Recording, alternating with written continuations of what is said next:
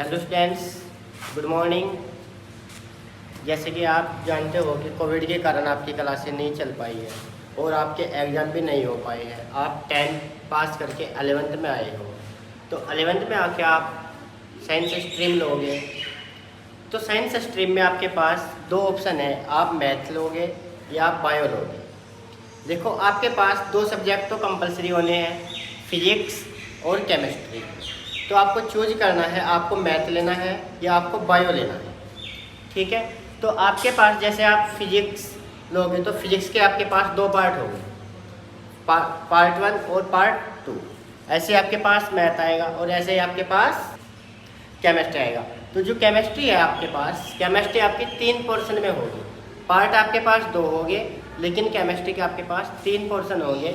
Number 1 inorganic chemistry, number 2 organic chemistry और number 3 physical chemistry. कार्बनिक रसायन, अकार्बनिक रसायन और भौतिक रसायन। तो आप 11th क्लास में केमिस्ट्री पढ़ोगे। आप 10th क्लास में पढ़ गए हो कि आपके पास एक साइंस की बुक थी। उस बुक, अकेली बुक के अंदर आपको सारे के सारे कंटेंट थे। आपके पास फिजिक्स भी उसी में थी, केमिस्ट्री भी उसी में थी और बायो भी उसी में थी। तब यहाँ पे आपके पास क्या होगा, फिजिक्स अलग से आएगी आपके पास, केमिस्ट्री अलग से आएगी और बायो या मैथ आपके पास अलग से आएगा। तो आपको मालूम है कि मैं आपको केमिस्ट्री पढ़ाता हूँ। तो बच्चों, आपको केमिस्ट्री पढ़ने से लिए सबसे पहले आपको केमिस्ट्री का कुछ बेसिक पता होना चाहिए। जैसे कि आपके पास एलिमेंट्स है, केमिस्ट्री में सबसे पहले आपको एलिमेंट्स के बारे में जानना ज़रूरी है।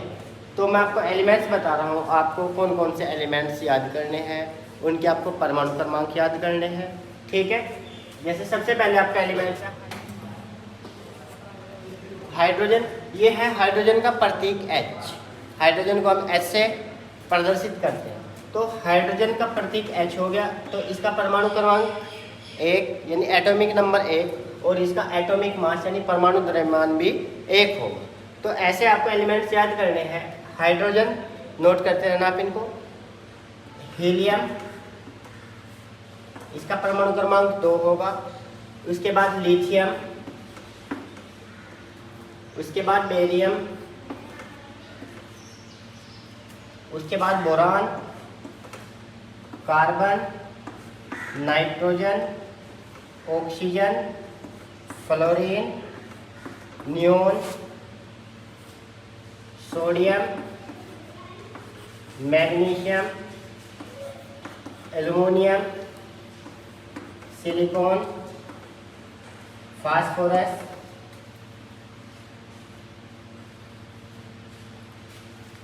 Sulphur, chlorine, organ, potassium, calcium, scandium, titanium, vanadium, chromium, manganese,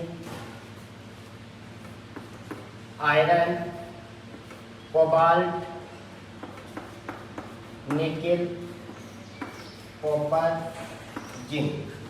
तो आपके पास एक 30 एलिमेंट्स है। यहाँ पे इनके परमाणु क्रमांक होंगे।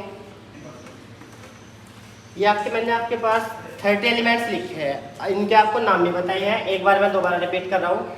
Hydrogen, helium, lithium, barium, boron, carbon, nitrogen, oxygen, fluorine, neon, sodium, magnesium, aluminium, silicon, phosphorus, sulphur, chlorine, argon, potassium, calcium, scandium, titanium, vanadium, chromium, manganese, iron, cobalt, nickel, copper, zinc. देखो, ये इनके प्रतीक हुए हैं और ये इनके परमाणु क्रमांक। तो आपको क्या करना है, आपको इनके प्रतीक भी याद करने हैं और आपको इनके परमाणु क्रमांक भी याद करने हैं। तो जैसे आपके ये याद हो जाएंगे, इसके बाद आप सीखेंगे इलेक्ट्रॉनिक विन्यास। तो जैसे आपके पास ये हो गया ना, अब इसके बाद आपको मैं बताऊंगा इलेक्ट्रॉनिक विन्यास लिखना। तो इलेक्ट्रॉनिक विन्यास लिखने के लिए आपके पास अलग से एक सेपरेट वीडियो आएगी, आप उस वीडियो को देखोगे और उसके बाद आप इलेक्ट्रॉनिक विन्यास लिखना सीख जाओगे। Thank you.